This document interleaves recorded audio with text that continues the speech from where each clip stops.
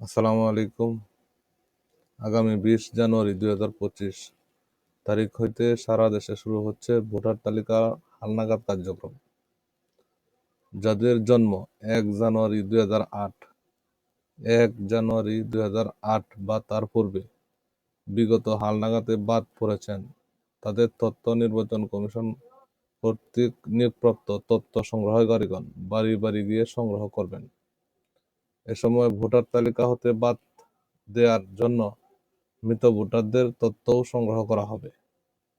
তথ্য সংগ্রহের এ কার্যক্রম 3 ফেব্রুয়ারি 2025 সাল পর্যন্ত চলবে।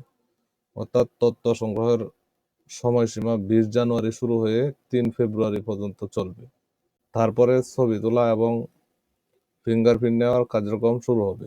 নতুন ভোটার হতে যেসব কাগজপত্র লাগবে, প্রথমে হচ্ছে 17 ডিজিটের অনলাইন জন্ম নিবন্ধনের ফটোকপি, জাতীয়তা বা নাগরিকত্ব সনদের ফটোকপি, যেটা ইউনিয়ন পরিষদ অথবা পৌরসভা বা সিটি কর্পোরেশন থেকে চেয়ারম্যান অথবা কাউন্সিলর মেম্বাররা দিয়ে থাকে।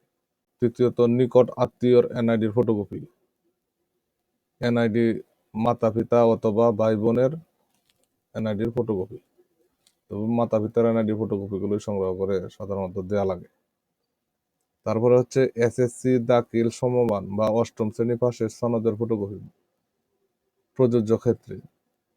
যাদের এগুলো নাই তাদের তো লাগবে না, আর যাদের পড়াশোনা আছে তাদের সার্টিফিকেটের ফটোকপি দিতে হবে।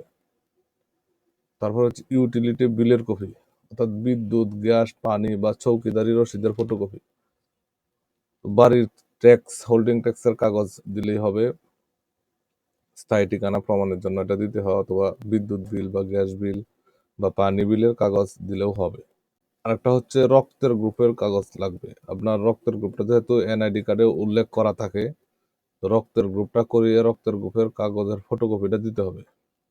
ভোটার হওয়ার সময় যেসব বিষয়ে সতর্ক থাকতে হবে: নিজের নাম, পিতা মাতার নাম জন্ম নিবন্ধন বা শিক্ষা সনদের সাথে হুবহু মিলিয়ে লিখতে হবে।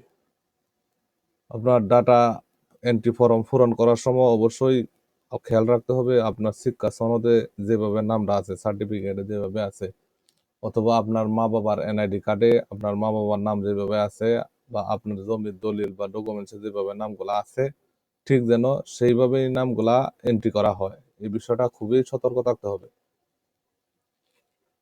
জন্ম তারিখ অবশ্যই জন্ম নিবন্ধন বা শিক্ষা সনদ অনুযায়ী হতে হবে। জন্ম তারিখ লেখার ক্ষেত্রে খুবই সতর্কতা অবলম্বন করতে হবে, যাতে জন্ম তারিখটা স্কুল সার্টিফিকেট, শিক্ষা সনদ বা জন্ম নিবন্ধনে যেরকম থাকে ঠিক সেভাবেই যাতে হয়। স্থায়ী ঠিকানা লেখার ক্ষেত্রে অবশ্যই ভোটারের প্রকৃত স্থায়ী ঠিকানা লিখতে হবে। অনেক সময় দেখা যায় অনেকে স্থায়ী ঠিকানা বাদে কোনো জায়গায় চাকরি বা ব্যবসার ক্ষেত্রে অবস্থান করার সময় ভোটার হয়। তো স্থায়ী ঠিকানা, বর্তমান ঠিকানা তারা দুইটাই সেই জায়গায় দিয়ে দেয়। এই জায়গাটা খুবই কেয়ারফুলি থাকতে হবে। আপনার স্থায়ী ঠিকানাটা অবশ্যই আপনার যে জায়গায় বাড়ি সেইখানে দিতে হবে, আর আপনি বর্তমান ঠিকানা যে জায়গায় অবস্থান করছেন সেই জায়গায় দিতে হবে। এই বিষয়টা খুবই খেয়াল রাখতে হবে। কোনো অবস্থাতেই দ্বৈত বা দুইবার ভোটার হওয়া যাবে না। যে একবার আপনি ভোটার হয়েছেন আরেকবার আবেদন করবেন ভোটারের জন্য, এটা কোনোভাবে করা যাবে না। এটা অবশ্যই ফিঙ্গারপ্রিন্ট নেওয়ার সময় অবশ্যই ধরা পড়বে। তো 20 তারিখ থেকে হালনাগাদ কার্যক্রম আপনার এলাকায় যাবে। নির্বাচন কমিশন কর্তৃক নিয়োগপ্রাপ্ত লোকজন আপনার হাতের কাছে প্রয়োজনীয় ডকুমেন্টস রাখুন। ভোটার তালিকায় নিজের নাম অন্তর্ভুক্ত করেন। ধন্যবাদ সবাইকে।